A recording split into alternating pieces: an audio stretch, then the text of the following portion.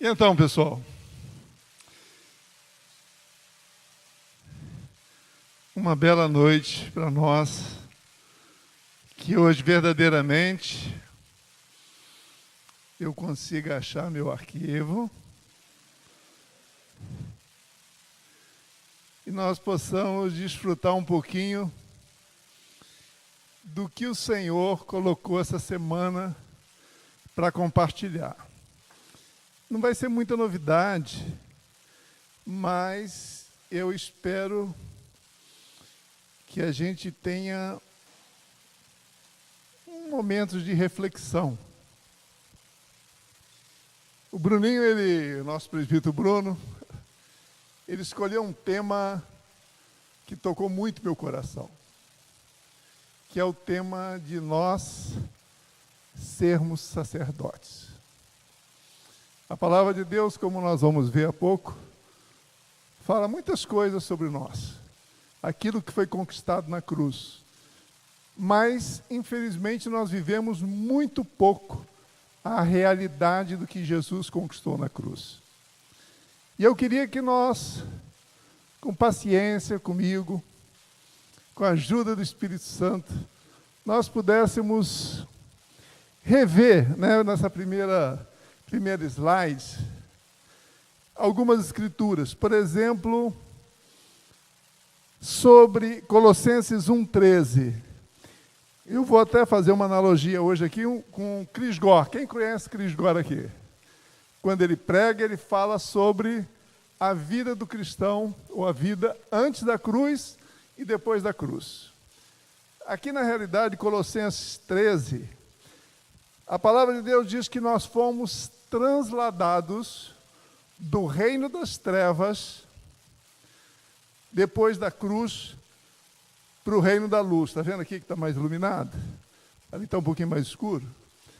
Agora, a gente fala essas coisas como se fosse uma coisa natural, normal. Meus irmãos, aqui nesse reino, você consegue imaginar aqueles filmes de escravos que tinham aquelas correntes, uma anilha no pé e uma corrente dessa grossura? Neste reino, nós éramos escravos. Tinha uma pessoa que nos prendia e não nos deixava fazer o que Deus nos criou para fazer. O nome dessa pessoa é pecado. Nós éramos totalmente dominados pelo pecado. Quando nós aceitamos a Jesus, Jesus vem com um machado e rompe essa corrente, nos translada para esse reino. E muitas coisas acontecem nesse momento. Aqui, na hora que nós falamos, João, você quer aceitar como Jesus, seu Senhor e Salvador? Quero. Então repete comigo, Eu entrego a minha vida a Ti, eu Te aceito como meu Senhor, Salvador.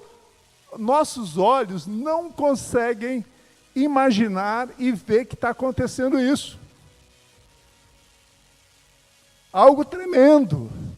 E às vezes a gente dá um abraço, nos alegramos. Olha, no céu os anjos estão radiantes de alegria. Mas, meus irmãos, aconteceu um baita do milagre. Só quem viveu essa realidade, quem vivia na lama como eu e outros, e foi transladado, percebe com clareza este milagre. E aí, existem outras escrituras que falam mais sobre esse milagre. Por exemplo, Gálatas 4,7. Assim você não é mais servo, mas filho. E se és filho, és também herdeiro de Deus por Cristo. Tudo aquilo que Deus deu a Jesus Cristo, quando Ele retornou para a glória, Ele é compartilhado conosco em algumas proporções. Também diz Apocalipse 5,10, que é um dos motivos de nós estarmos aqui hoje, compartilhando sobre sacerdote de todos os santos. Diz assim: e para o nosso Deus os fizestes, quer dizer, aqui na luz, reis e sacerdotes. E eles reinarão sobre a terra.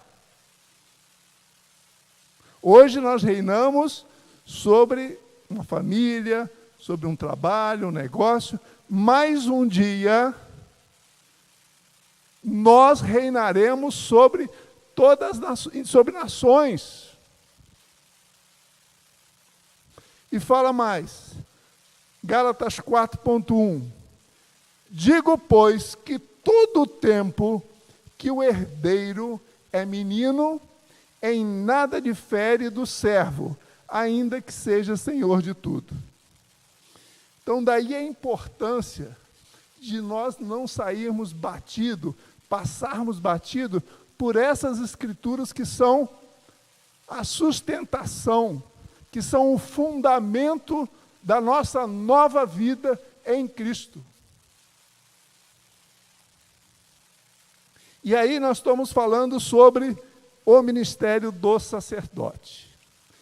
E aí, quando nós falamos do ministério do sacerdote, normalmente nós fazemos uma analogia de um sacerdote, aquele padre, vestido com uma vestimenta diferente, bonita, que parece uma vestimenta assim, mais santa que a nossa, e esse homem está ali na frente, ele é um sacerdote.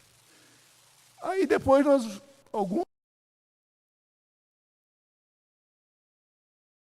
um pastor, ou um presbítero, como é que eles chamem, de terno e gravata.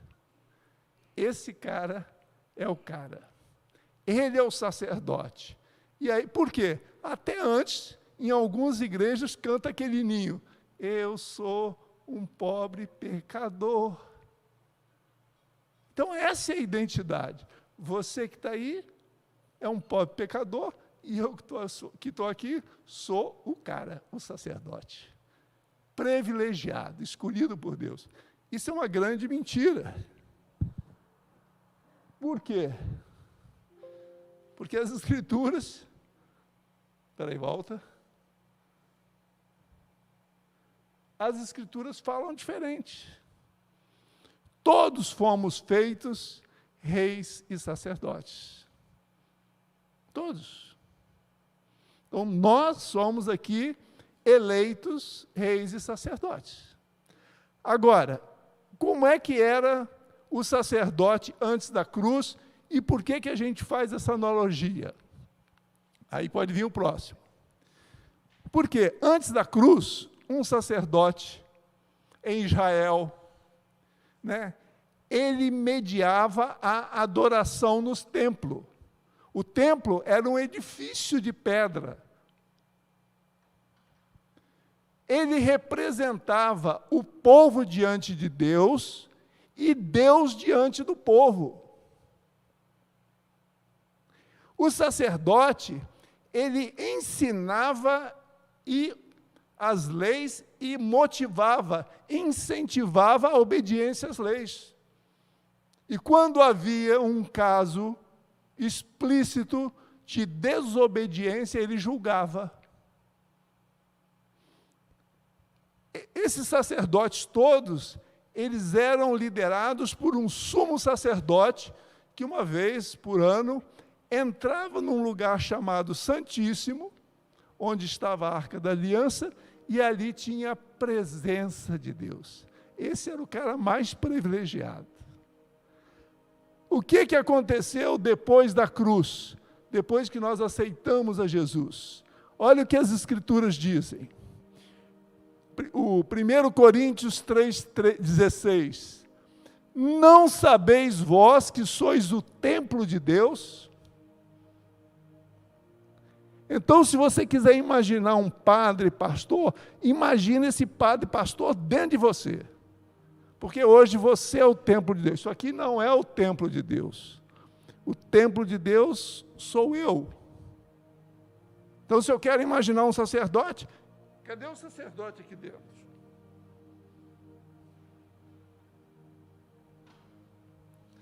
2 Pedro 2,9. Vocês são uma geração eleita, sacerdócio real, nação santa, que o Bruno ministrou aqui. O Rodrigo ministrou sobre isso. Fomos eleitos. João 14, 26, Romanos 8, 14.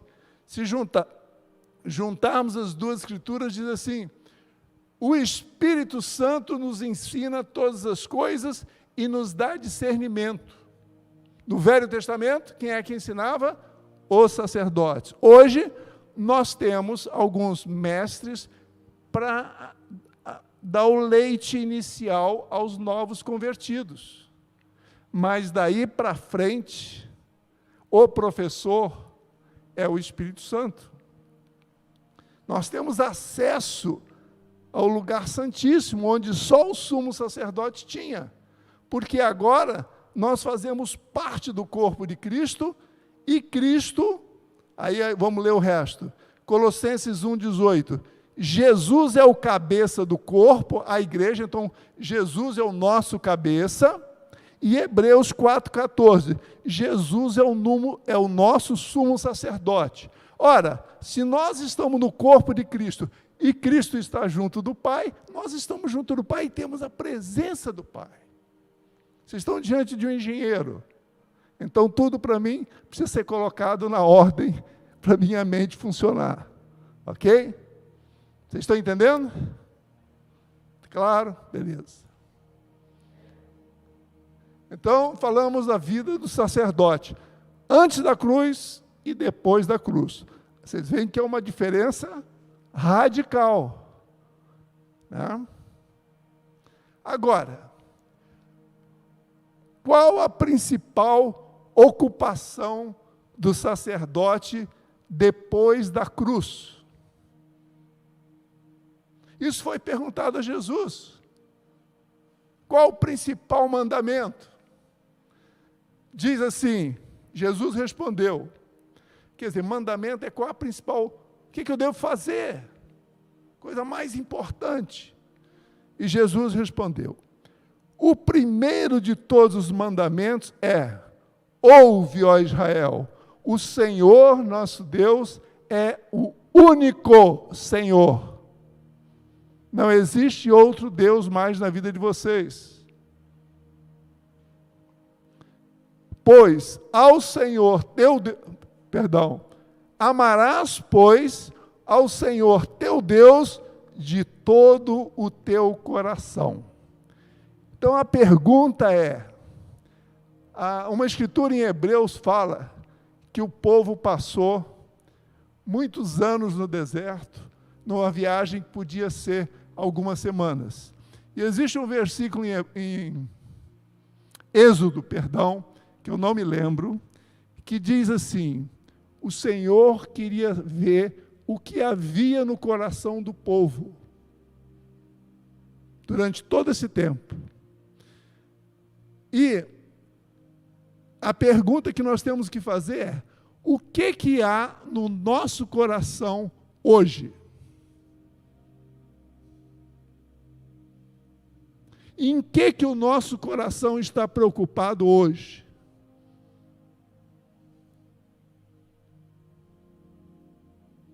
Com dinheiro? Com as contas a pagar?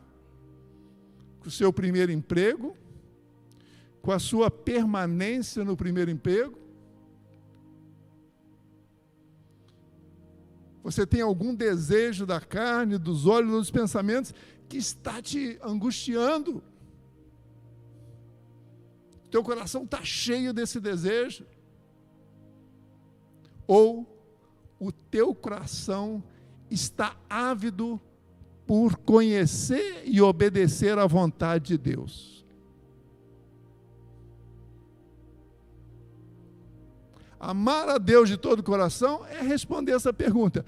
O que há no meu coração?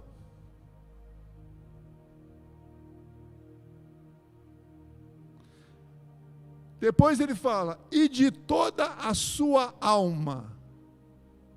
Então, o que existe hoje na minha alma?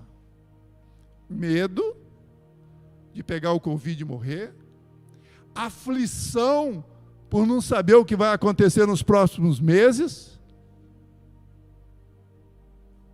O que há no seu coração e no meu coração hoje?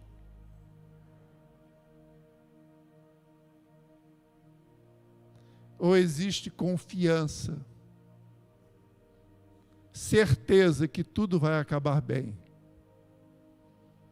Contentamento.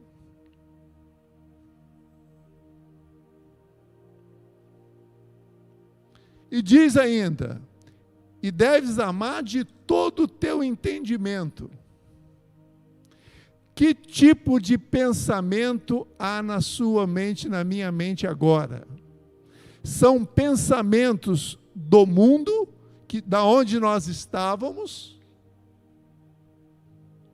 ou são pensamentos do alto, puro, bons? Meus irmãos,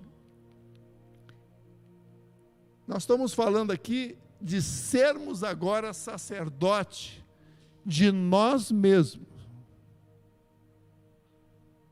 cuidando do nosso coração, cuidando da nossa alma e cuidando dos nossos pensamentos, e fazendo isso com toda a motivação, com todo o nosso gás. Essa é a primeira coisa que cada um de nós tem que fazer. O que há no meu coração? O que há na minha alma? Ó alma, por que estás aflita? Pensamento, pelo amor de Deus, Senhor, me ajuda, esse pensamento não é do alto, é do inferno, volte para o inferno agora.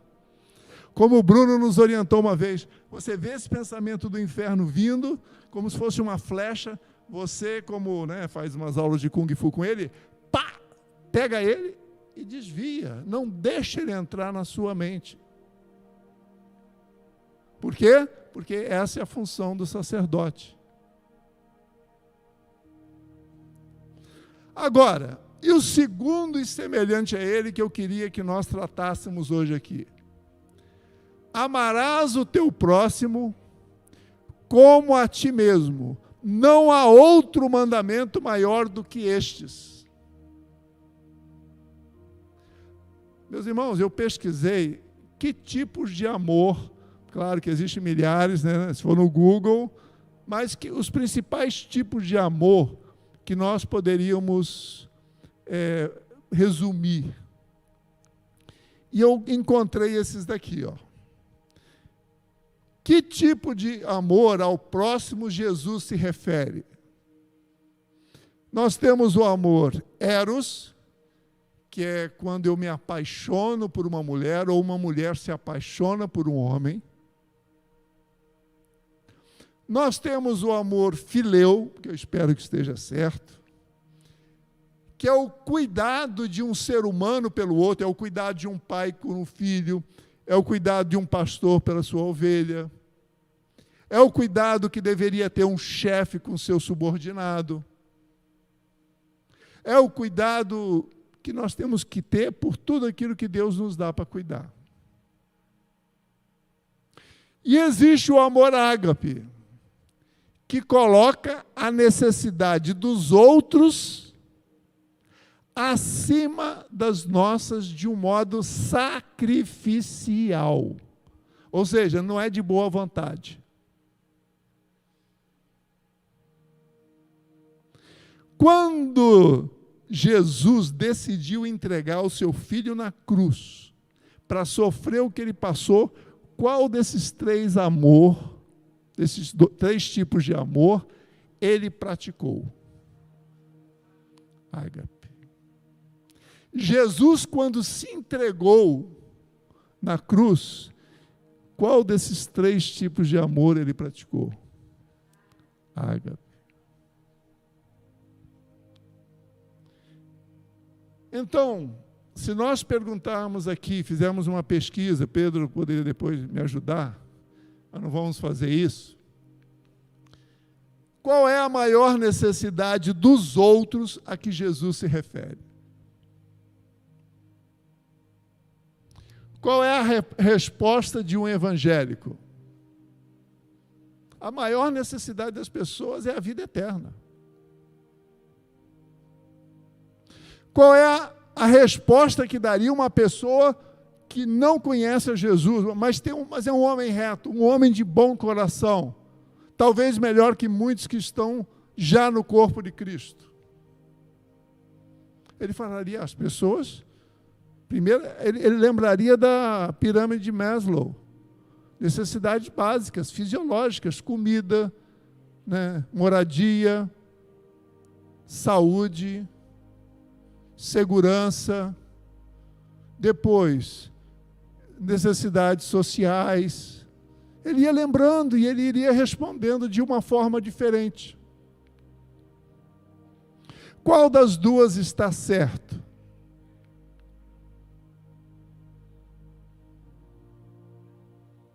As duas estão certas. A questão é como tratá-las as duas. Qual é a estratégia cristã para apresentar o Evangelho? Primeira coisa que uma igreja que está se estruturando, já tem um grupinho, já tem alguns dinheiro no caixa, ele pensa, vamos construir um prédio, que será o local das nossas reuniões. Depois, vamos decorar com flores. Na Union Church, todo domingo tinha lá, era a cultura do local, um vaso de flores, era muito bonito. Depois, vamos prover um bom som, por causa do amor que nós temos pelo ouvido dos nossos visitantes, dos nossos membros.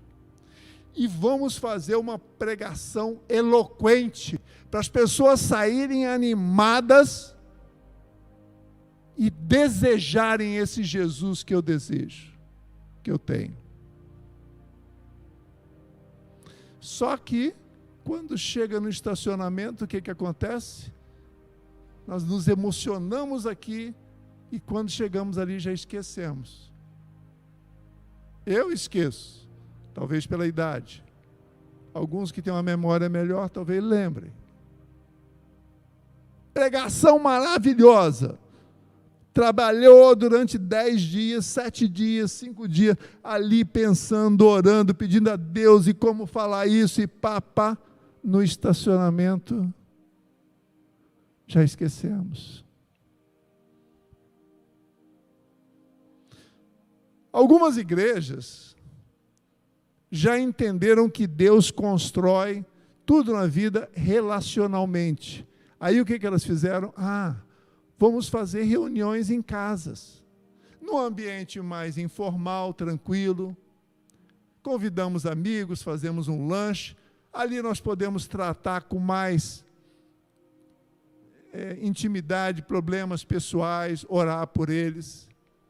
Aqui na igreja nós chamamos isso de igreja no lar. Outras igrejas chamam isso de células. Já é um grande avanço. Porque ali realmente a gente pratica algo muito parecido com o que praticamos na igreja primitiva. É uma sombrazinha, mas é parecido. Mas mesmo assim, meus irmãos, nós estamos perdendo a nível de influência e crescimento, por exemplo, para o islamismo, falando de religião. O islamismo é a religião que mais cresce no mundo. Em 2070, se a Igreja de Cristo não mudar sua estratégia, ela será a maior religião do mundo. E aí, eu estava lendo um livro e me veio uma experiência, uma informação muito interessante. Eu achava que a Indonésia tinha 2, 3 milhões de habitantes. Ilhazinhas, tal. A Indonésia tem 240 milhões de habitantes muçulmanos. Por que eu digo isso? Porque 90% da população é muçulmana. E eles eram muçulmanos antes? Não. Eram budistas. shintoístas. Como é que eles se tornaram? Faltaram missionários enviados para lá? Não, os holandeses que colonizaram levaram missionários, construíram prédios, construíram escolas dominicais, fizeram tudo que as igrejas evangélicas boas fazem. Só que elas estão até hoje vazias, esperando aparecer os indonésios. E o que os árabes fizeram? Eles chegaram como fazendeiros, comerciantes, montaram negócios, fábricas, deram trabalho para as pessoas, se relacionavam naturalmente. E através desse relacionamento, o povo indonésio foi aderindo ao islamismo. Não era uma coisa impositiva, ou você vai na minha reunião, ou você está na rua. Não. Eles não foram dessa maneira. Então eu pergunto a vocês, quem melhor praticou o amor ágape na Indonésia?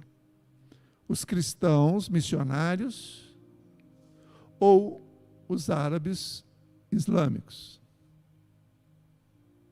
Sabendo que, lembra aquela pergunta?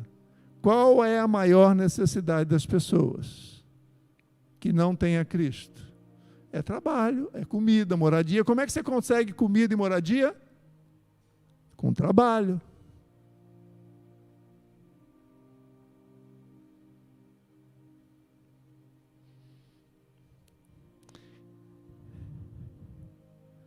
Então, meus irmãos,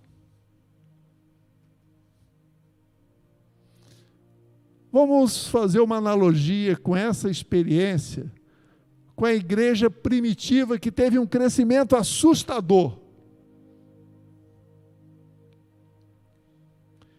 Isso está lá em Atos 2:44.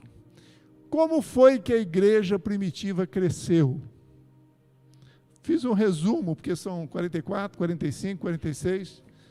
Lá diz assim: todos que criam estavam juntos e tinham tudo em comum.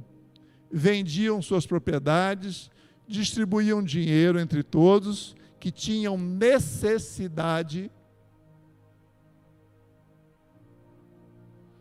se reuniam regularmente, em tudo louvavam a Deus. O que é louvar a Deus? É elogiar. Ó Senhor, obrigado, Pai, por essa água.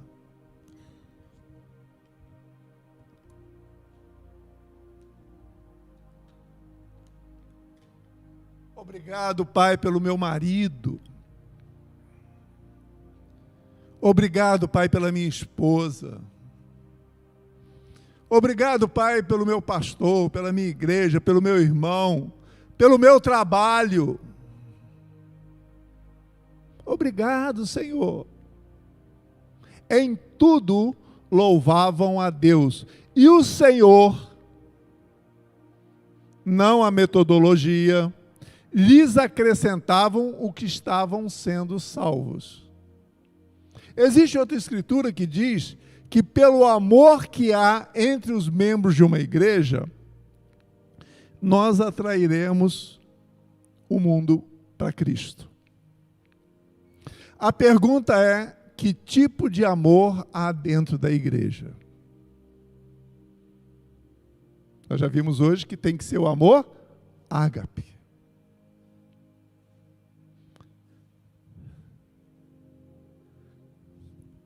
Então, meus irmãos, que mudanças se faz necessários para a igreja de reis e sacerdotes se tornar hoje uma igreja relevante?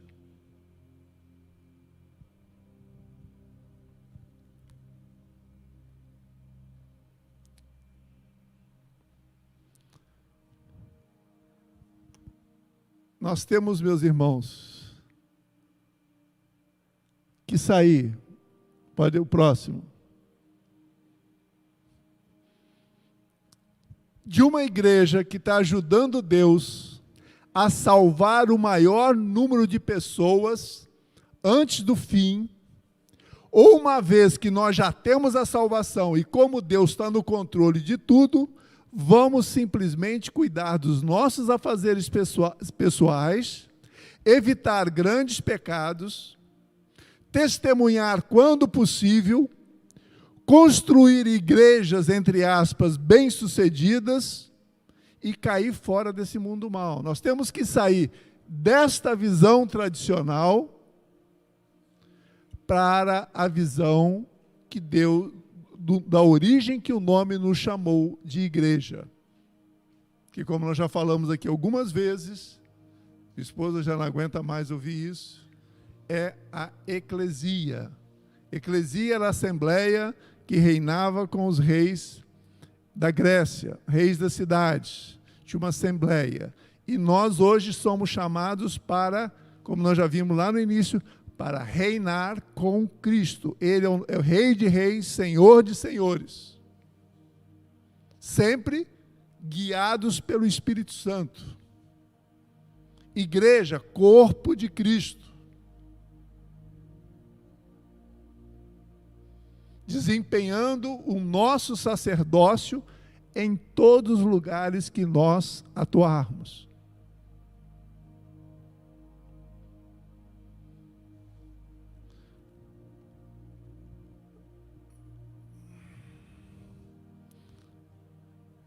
Então, meus irmãos, nós precisamos ser sacerdotes que evangelizam estrategicamente, que discernem que isca estão mordendo os peixes. E as iscas que estão mordendo os peixes, que são o mundo, elas não vão vir aqui com sala decorada, não. É nós que nós temos que ir lá com a nossa vara. E qual é a isca que nós vamos colocar no anzol? Responder, dar solução para as seguintes perguntas. Qual a melhor maneira de assegurar a subsistência, comida, moradia para minha família? Como posso viver em segurança no meio dessa confusão, marginalidade, e proteger a minha família, a minha propriedade da violência, do furto, do confisco e da iminência falência da economia mundial? Aonde eu devo colocar o meu dinheiro?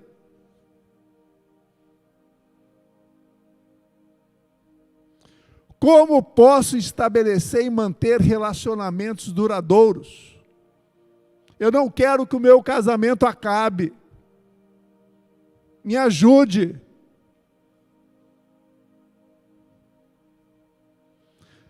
Que proposta política de governo devo apoiar para assegurar segurança, justiça e oportunidades de trabalho?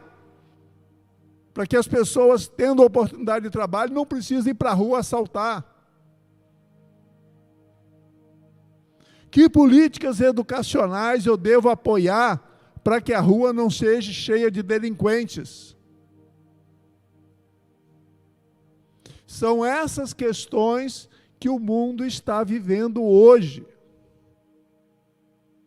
E é isso que nós, como sacerdotes, temos que, através das Escrituras e sabedoria dada pelo Espírito Santo, saber responder essas perguntas.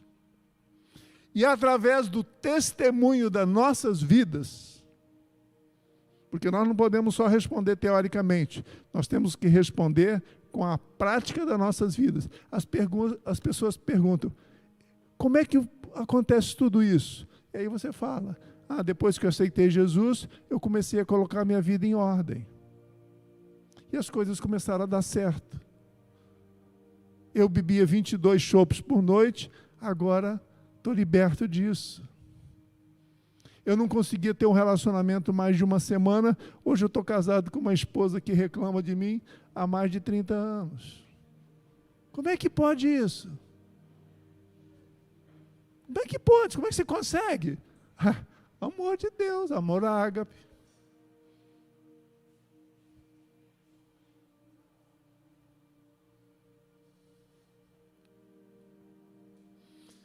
Então, meus irmãos, que tipo de culto os sacerdotes do Novo Testamento, depois da cruz, precisam prestar? É um culto 7 por 24. O que é o culto 7 por 24? 7 dias, 24 horas.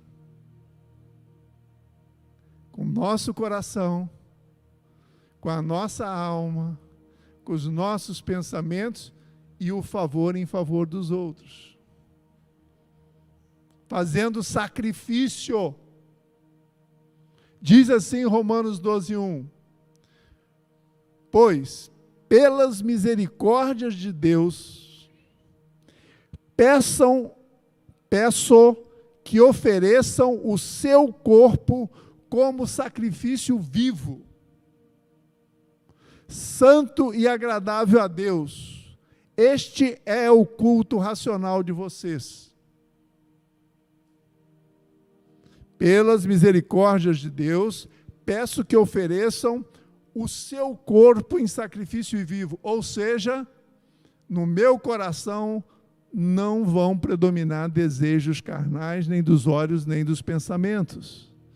No meu coração, eu vou adorar a Deus com o desejo de obedecer, conhecer e obedecer a sua vontade. A minha alma não vai ficar aflita por pensamentos que não vêm do alto. É esse tipo de adoração com o meu coração, com a minha alma e com os meus pensamentos que Deus se agrada. Isso não é dia de domingo. É de segunda a domingo. 7 dias, 24 horas. Você já consegue isso? Não, mas eu luto desesperadamente para conseguir. Para viver a realidade do que Jesus conquistou naquela cruz por mim.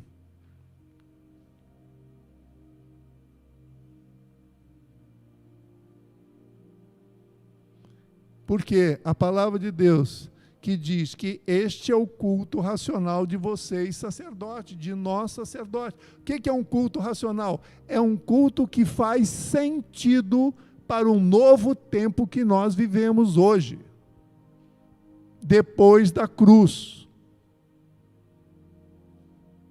Não faz mais sentido eu botar a roupa bonita, vir para cá, sentar, ouvir, ir para casa e viver a minha vida do jeito que eu sempre vivi. Não faz sentido. Jesus não morreu na cruz por uma vida de religião, por atos religiosos. Ele veio aqui na terra, ele contou parábolas sobre como o homem viver bem aqui na terra. Ele falou, eu não vou falar de coisas celestiais, porque vocês não vão entender. Tudo que está na Bíblia é para nós vivermos aqui na terra.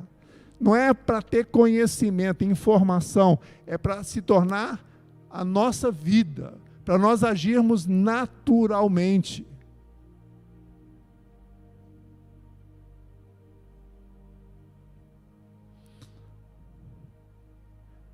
Então, chegamos à conclusão e hoje nós vamos terminar mais cedo.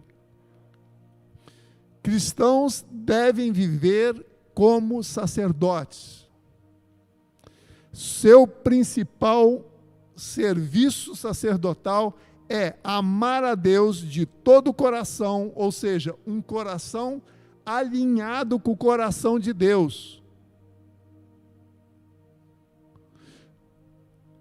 De toda a alma. A nossa alma, se não estiver em paz, contente, feliz.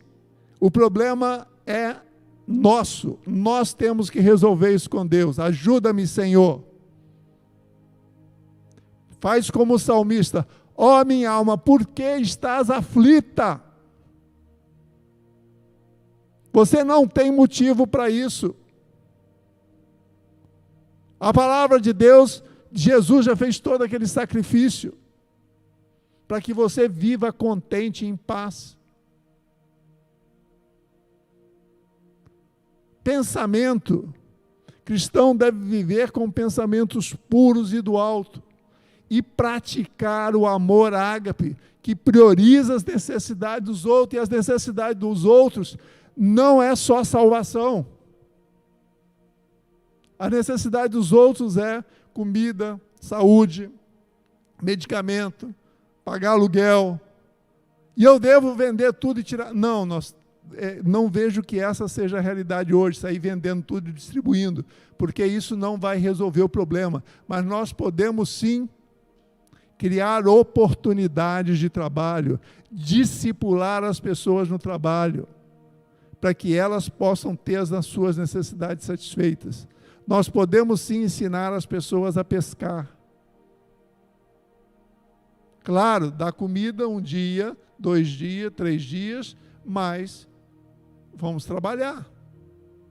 Porque o trabalho, Jesus falou, meu pai trabalha, eu trabalho, trabalho não é maldição. Jesus criou o jardim do Éden e colocou o homem lá para trabalhar. Não foi para só comer fruta, né, que nem lá o pessoal do Nordeste fica debaixo do pé de manga, dormindo, a hora que a manga cai na cabeça, opa, aí acorda, come a manga e volta. Não, isso não é realidade. É para cultivar, para trabalhar. E a prioridade do sacerdote, aonde é, como foi ministrado já aqui para vocês, é na família. Se nós tivermos uma família saudável, nós já resolvemos 99% da nossa vida e da vida da nação. Porque a soma de famílias saudáveis faz uma comunidade viver em paz, tranquilidade. Maridos devem aprender a amar a esposa.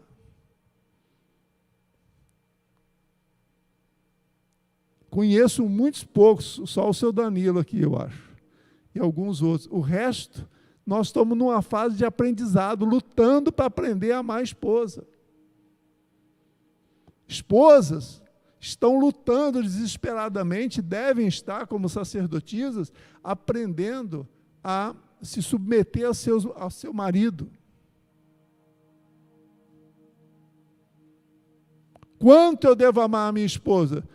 Com a quantidade de amor que Deus teve por nós, dando o seu filho. E em que eu tenho que ser submissa ao meu marido? Em tudo. Se você é sacerdote do Deus vivo. E os filhos? Disciplinar os filhos. Ah, mas coitadinho, ou você é sacerdote, ou você pratica a cultura do mundo.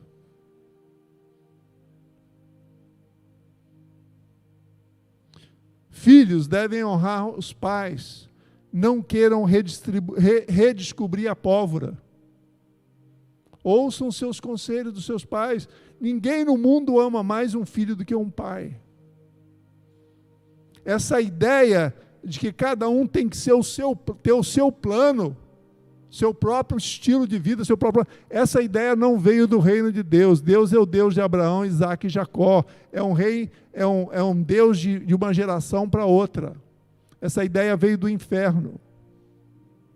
Há necessidade de nós pais, nós maridos nos arrependermos. Há necessidade de nós esposos, quer dizer, das esposas se arrependerem, dos filhos se arrependerem, sermos sacerdotes dentro de casa. andando com o coração, porque esta é a vontade de Deus. Eu não sei qual é meu destino aqui na terra. Começa praticando dentro de casa. Porque as Escrituras são muito claras. Construa uma família de Deus. Construa uma família à maneira de Deus. E você vai ter paz. Não tenha medo. Não fique aflito se você praticar a palavra de Deus.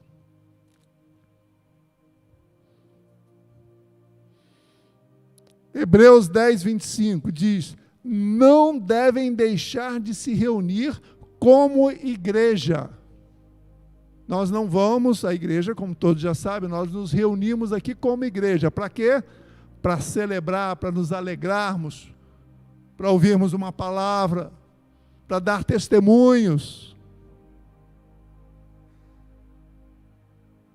Mas devemos prestar culto 7/24, conforme Romanos 12.1.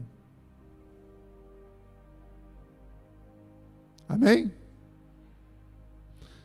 Meus irmãos, é isso que eu tinha para vocês. Me perdoem por eu ficar sentado, mas minha coluna... Vocês sabem que eu tive poliomielite com 9 anos. E os médicos diziam que eu ia viver até os 50. E eu saí de uma cadeira de rodas. Então eu sou muito grato a Deus por estar aqui hoje em pé. E estou com 66 anos.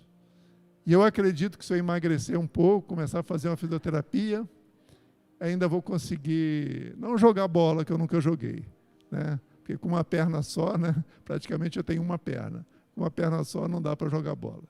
Mas ter uma vida um pouco mais tranquila, com mais liberdade para andar. Orem por mim por isso. E no mais, meus irmãos, eu abençoo vocês em nome de Jesus, para que cada um de vocês